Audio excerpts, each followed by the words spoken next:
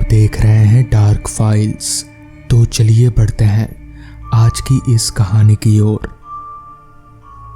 सुजानपुर पहाड़ों के बीच बसा एक खूबसूरत गांव, लेकिन कहते हैं कि इस गांव तक आने वाला रास्ता भूतिया है। प्रभाकर कुछ दिन पहले ही इस गांव में रहने आया था। वो भी गांव वालों से इस रास्ते के बारे में सुन रखा था, लेकिन प्रभाकर चुड़ैल भूत प्रेत पर विश्वास नहीं करता था। वो एक रात उसी रास्ते से अपनी बाइक से शहर लौट रहा था। उसकी बीवी सुगंधा भी उसके साथ ही थी। अचानक से एक काली बिल्ली उसका रास्ता काट देती है। प्रभाकर जोर से ब्रेक लगाता है, तभी वो काली बिल्ली उसके बाइक के पास आकर गुर्राने लगी। दोनों बिल्ली भगाने की कोशिश करते हैं, लेकिन उस बिल्ली का गुर्राना बंद ही नहीं हो रहा था। गुर्राते गुर्राते वो सुगंधा के ऊपर चढ़ जाती है। वो उसे हटाने की कोशिश करती है, लेकिन बिल्ली उसे जोर से दबोचे हुए था। तभी प्रभाकर बिल्ली के पीछे से पकड़ता है और सुगंधा को उसकी पकड़ से आज़ाद करता है। फिर प्रभाकर एक पत्थर उठाकर उसे मारता है।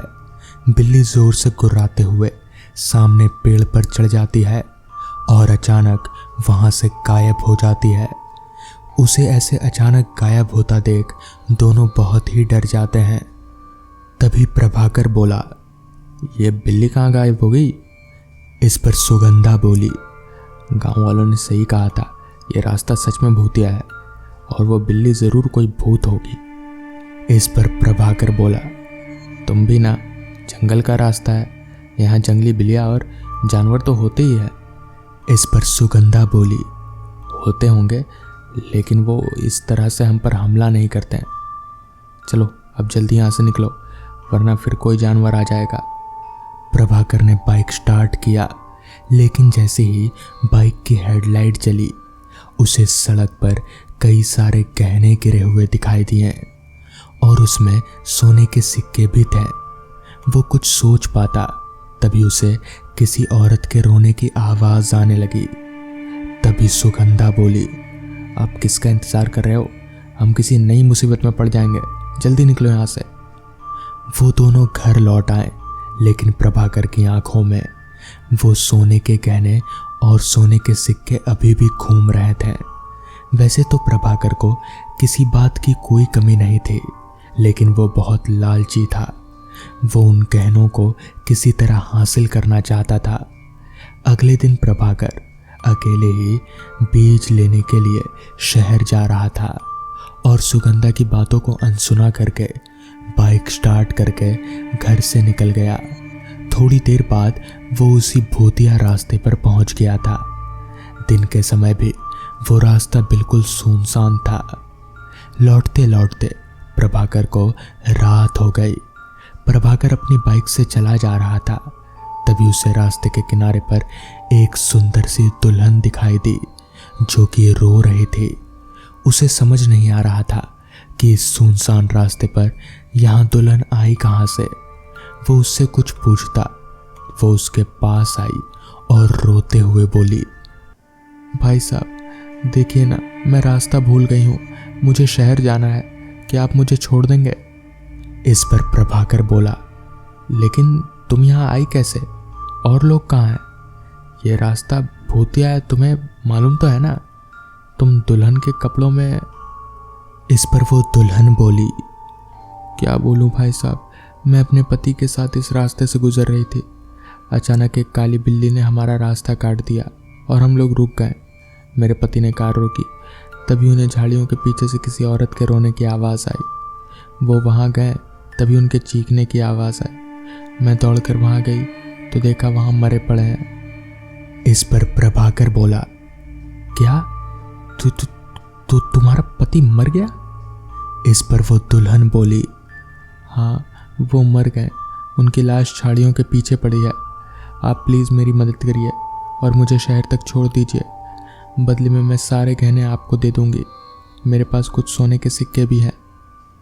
सोने की बात सुनकर प्रभाकर के कान खड़े हो गए। वो तो इसी की तलाश में ही आया था। उसने उन सिक्कों को अपने हाथों में ले लिया, लेकिन जैसे ही उसने अपने हाथों में लिया, वो लड़की अब वो दुल्हन से एक चुड़ैल में बदल गई और जोर जोर से हंसने लगी। प्रभाकर को समझ नहीं आ रहा था कि वो अब क्या करे। उसे कुछ सूझ नहीं रहा था। उस दुल्हन का चेहरा अब बहुत ही भयानक सा दिखने लगा था। उसके पूरे चेहरे पर कीड़े रेंग रहे थे। कुछ ना समझ आने पर प्रभाकर ने जोर जोर से हनुमान चालीसा पढ़ना शुरू कर दिया। उसके ऐसा करते ही वो दुल्हन, या यूं कहें तो वो चुड़ैल, एकदम से धुएं में तब्दील होने लगी और पता नहीं वहां से कहीं गायब हो गई। जिसके बाद प्रभाकर ने अपना बाइक चालू किया और सीधे घर आकर ही रुका। उस दिन के बाद से दिन तो क्या, रात के वक्त भी प्रभाकर ने कभी वो रास्ता नहीं लिया। तो दोस्तों, ये थी आज की पहली कहानी। तो चलिए बढ़ते हैं आज की दूसरी कहानी की ओर। बस से उतरते ही मैंने कंडक्टर से पूछा, अच्छा आप लोग बस स्टॉप पर जा नहीं सकते, पर बता तो सकते हैं कि वो बस स्टॉप यहाँ से कितनी दूर है? इस पर कंडक्टर बोला, साहब यहाँ से 5 मिनट की दूरी पर होगा, ज्यादा दूर नहीं है। आप इस दूसरे वाले रास्ते को पकड़कर सीधा चलते जाइए। कंडक्टर से ये सुनकर ज्यादा देर ना करते हुए मैं चल पड़ा उस बस स्टॉप की तरफ। कंडक्टर ने उस बस स्टॉप के बारे में मुझे जो जितना बताया था वो सुनकर मुझे डर तो नहीं, मगर अब हंसी आ रही थी। कंडक्टर के मुताबिक वो बस स्टॉप भूतिया है। उस बस स्टॉप के आसपास एक चुड़ैल भटकती है, इसलिए कोई बस उस तरफ नहीं जाती। चूंकि मैं एक शहर का पढ़ा लिखा लड़का था, इसलिए मैं कंडक्टर की बातों से जरा भी इत्तेफाक नहीं रखता था। मुझे ये सारी बातें बकवास लगती थीं। उस बस स्टॉप को पार करते ही एक छोटा सा गांव पड़ता था। गांव का नाम धामन गांव, और मुझे उसी गांव में कुछ जरूरी काम था, तो मुझे उस बस स्टॉप को पार करके ही आगे जाना पड़ेगा। रात हर पल गहराती जा रही थी। घड़ी की माने तो रात के 1:30 बज रहे थे। रास्ता इतना सुनसान था कि मेरे धड़कनों तक की आवाज भी मैं धीरे धीरे सुन पा रहा था। ऐसा लग रहा था जैसे वो रास्ता इस दुनिया में ना होकर कहीं और हो। अब मुझे चलते हुए तकरीबन 5-6 मिनट बीत चुके थे, मगर अभी तक ना तो वो बस स्टॉप दिखा था और ना ही कोई इंसान। समझ नहीं आ रहा था कि उस कंडक्टर के बच्चे ने सही रास्ता बताया भी है या नहीं। अभी मैं आगे बढ़ ही रहा था कि तभी सामने की तरफ से मुझे कोई साइकिल सवार शख्स मेरी ओर आता दिखा। यही अच्छा मौका था उस आदमी से बस स्टॉप के बारे में पूछने का। लिहाजा मैं हाथ का इशारा करके उस आदमी को रुकवाने की कोशिश करने लगा। वो आदमी कुछ घबराया हुआ सा नजर आ रहा था, मगर फिर भी वो आदमी मेरे लिए रुका। तो मैंने पूछा, भाई साहब ये बस स्टॉप और कितनी दूर होगा? इस पर पहले से ही घबराए उस आदमी ने कहा, कौन? भूतिया बस स्टॉप? इस पर मैंने मुस्कुराते हुए अपना सिर हाँ में हिलाया। तो मुझसे हाँ का इशारा पाते ही उस आदमी ने कांपती हुई आवाज में बोला, ज्यादा होशियार मत बनो। आज अमावस की रात है। मैं बहुत मुश्किल से अपनी जान छुड़ा कर आया हूं। तुम मत जाना, वरना जिंदा नहीं बचोगे। इतना कहकर वो साइकिल सवार शख्स साइकिल भगाते हुए वहां से भाग गया। उस आदमी की बात सुनकर भी मैं नहीं डरा और बेझिझक आगे बढ़ता रहा, क्योंकि मुझे समझ आ गया था कि वो बस स्टॉप इसी तरफ है। कुछ देर चलने के बाद ही मुझे सामने की तरफ वो बस स्टॉप नजर आने लगा। बस स्टॉप में सिर्फ एक ट्यूबलाइट जल रही थी। देखने से तो वो बस स्टॉप बिल्कुल सामान्य सा लग रहा था। कहीं कोई भी गड़बड़ नजर नहीं आ रही थी। चलते चलते मैं उस बस स्टॉप के पास गया और एक दफा चारों तरफ नजरें दौड़ाने के बाद मैंने खुद से मन ही मन में कहा, कहाँ है ये चुड़ैल जो सबको डराती रहती है? जरा मुझे भी तो डराए तब ना।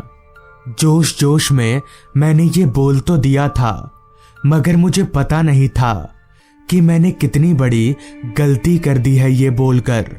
हालांकि मेरा काम इस बस स्टॉप को पार करके धामन गांव में था, मगर पता नहीं क्यों लेकिन उस वक्त मुझे उस बस स्टॉप को छोड़कर जाने का मन ही नहीं कर रहा था। जैसे कोई मुझे यहां से जाने के लिए रोक रहा हो। मैंने भी सोचा चल चल कर काफी थक गया हूं, तो क्यों ना यहीं बैठकर थोड़ा आराम कर लिया जाए। जिसके बाद मैं उसी बस स्टॉप में एक बेंच पर बैठ गया। बेंच पर इतनी धूल थी जैसे यहाँ कई महीनों से कोई बैठा ही नहीं हो। खैर अभी मैं उस बेंच पर बैठकर सुस्ता ही रहा था कि तभी बस स्टॉप के ऊपर की छत जोर जोर से हिलने लगी। छत हिलने की आवाज सुनकर मेरा ध्यान एकदम से टूटा और मैं झट से उठकर खड़ा हो गया। मुझे लगा शायद छत गिर जाएगी, मगर ऐसा कुछ नहीं हुआ। कुछ ही देर में छत हिलना बंद हो गया। मैंने सोचा अब मुझे यहां से निकलना चाहिए, खामोखा गांव पहुंचने में देर हो रही है। ये सोचकर मैं जैसे ही गांव की तरफ जाने के लिए पीछे पलटा तो मेरा कलेजा धक्सा हो गया, क्योंकि ठीक मेरे पीछे एक लड़की खड़ी थी। उसकी शक्ल इतनी ज्यादा डरावनी थी कि मैं ठिठक कर वापस से बस स्टॉप की बेंच पर जा गिरा। उस लड़की का चेहरा पूरा कुचला हुआ था और उसकी दोनों आंखें बाहर निकली हुई थी। मैं समझ गया कि वो कंडक्टर और साइकिल वाला आदमी गलत नहीं बोल रहा था। वो लगातार मुझे एकटक देखे जा रही थी। अभी मैं अपने बचने की उम्मीद छोड़ ही चुका था कि तभी मुझे मेरी बाईं ओर से एक बस आती दिखी। मैं जानता था कि बचने के लिए मुझे किसी भी हालत में उस बस को पकड़ना ही होगा।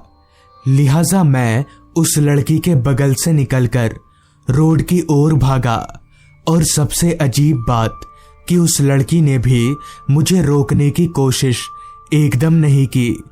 बस ठीक मेरे पास आकर रुकी और मैं लपक कर उस बस में चढ़ गया। मेरे चढ़ते ही बस आगे की तरफ जाने लगी। मेरी जान में जान आई, मगर तभी मुझे याद आया कि उस कंडक्टर ने तो कहा था कि इस तरफ कोई बस नहीं आती, तो फिर ये बस कहां से आ गई। मैंने अपनी सीट पर से उठकर बस में चारों तरफ नजरें दौड़ाई, मगर उस बस में मेरे अलावा और कोई भी नहीं था। मुझे लगा शायद कोई बस चलती होगी जिसके बारे में उस कंडक्टर को नहीं पता होगा, जिस वजह से मैं वापस अपनी सीट पर बैठ गया। उस वक्त मैं इतना घबराया हुआ था कि मुझे धामन गांव उतरना है, ये मेरे जहन से एकदम उतर ही गया था। मैं बस चुपचाप अपनी सीट पर दुबक कर बैठा हुआ था। मेरी आंखों के सामने बार बार उस लड़की का ही डरावना चेहरा आ जा रहा था। इसी दौरान मैंने एक नजर घड़ी की तरफ देखा तो रात के 2:15 बज रहे थे। मुझे अभी फिलहाल के लिए इस बस से उतरना ठीक नहीं लग रहा था। अगर नीचे उतरते ही वो लड़की फिर से मेरे पीछे पड़ गई तो मैं क्या करूंगा। यही सोचकर मैं अभी सीट पर बैठे बैठे कांप ही रहा था कि तभी मेरे कानों में मुझे किसी के रोने की आवाज आने लगी। उस आवाज को सुनकर मेरा कांपता शरीर और जोर जोर से कांपने लगा। मुझ में इतनी भी हिम्मत नहीं थी कि मैं पीछे पलटकर देख सकूं कि ये आवाज है किसकी, मगर ऐसे चुपचाप बैठ भी नहीं सकता था।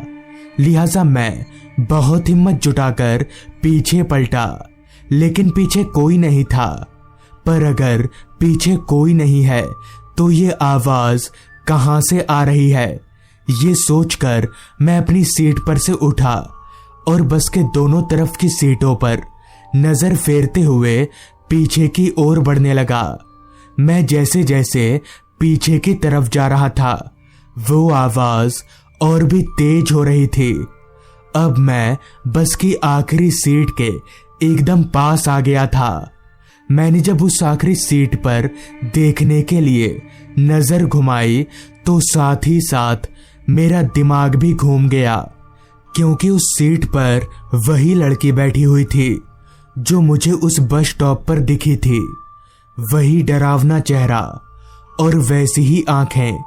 मगर ये कैसे हो सकता है, क्योंकि मैं जब बस में चढ़ा था तब तो मेरे साथ कोई नहीं था, और थोड़ी देर पहले भी जब मैंने सीट से उठकर देखा तब भी तो यहाँ कोई नहीं था। तो फिर ये लड़की बस में आई तो आई कैसे, ये मेरे पल्ले नहीं पड़ रहा था। मेरी धड़कनें बुलेट ट्रेन से भी तेज हो गई थी और मेरा दिमाग मानो सुनसा हो गया था। मैं तुरंत ही वहां से भागकर ड्राइवर के पास आया और उसे बस रोकने के लिए बोलने लगा, मगर ड्राइवर पता नहीं कौन सा नशा करके गाड़ी चला रहा था, जो उस पर मेरी बातों का असर ही नहीं हो रहा था। तभी जब मैंने ड्राइवर का कंधा पकड़कर उसे मेरी तरफ खींचा तो मेरे पैरों तले जमीन निकल गई, क्योंकि उस ड्राइवर का चेहरा भी पूरा कटा फटा था। मैं समझ गया कि ये ड्राइवर भी उस लड़की की तरह कोई आम इंसान नहीं है। वो लड़की बस के पीछे से चलते हुए मेरी तरफ बढ़े आ रही थी और ड्राइवर बस रोकने को तैयार नहीं था। परिस्थिति को भांपते हुए मैंने ना आओ देखा ना ताओ, सीधा चलती बस से छलांग लगा दी, जिसके बाद मैं कब और कहां बेहोश हो गया कुछ याद नहीं। अगली सुबह जब मेरी आंख खुली तो मैं सड़क के किनारे पर पड़ा था। कुछ लोग मुझे घेर कर खड़े थे। मैंने उन लोगों को सारी बात बता दी। तब उन्होंने बताया कि दरअसल आज से कुछ साल पहले एक लड़की देर रात गए उस बस स्टॉप पर बस का इंतजार कर रही थी। तभी वहां कुछ बदमाश लड़के पहुंच गए और उस लड़की को परेशान करने लगे। उस वक्त एक बस ड्राइवर भी अपनी खाली बस लेकर उसी रास्ते से गुजर रहा था। तभी वो लड़की मदद मांगने के लिए अचानक उस बस के सामने आ गई। चूंकि बस काफी रफ्तार में थी, इसलिए वक्त पर रुकी नहीं। उस लड़की को कुचलने के बाद बस ड्राइवर भी अपनी बस संभाल नहीं सका और बस एक पेड़ से जा टकराई, जिससे ड्राइवर भी मौकाए वारदात पर ही मर गया। तब से यहाँ पर ऐसा होता रहता है। ये सब सुनकर मैं बहुत डर गया और भूत प्रेत पर पूरा विश्वास करने लगा। तो दोस्तों, ये थी आज की कहानी। अगर आपको ये कहानी पसंद आई हो तो चैनल को जरूर सब्सक्राइब कर लें। तो मैं आपका दोस्त आर्यन जल्द ही मिलूंगा आपसे ऐसी ही एक कहानी के साथ।